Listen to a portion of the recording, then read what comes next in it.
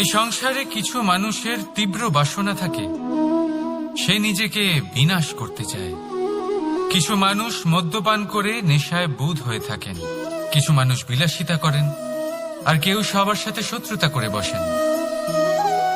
যদি আপনি নিজের বিনাশই চান, তাহলে এইসব করার প্রয়োজনই নেই।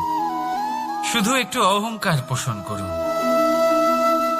হ্যাঁ, আপনি ঠিক শুনেছেন, এই অহংকার আপনাকে বিনাশ করে দেয়।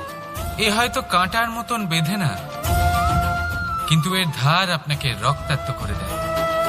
আস্তে আস্তে আপনার প্রিয়জন, আপনার বন্ধু, আপনার আত্মীয়, যাদের আপনি ভালোবাসেন, তাদের সকলকে আপনার থেকে দূরে করে আপনাকে একা করে দেয় এই অহংকার।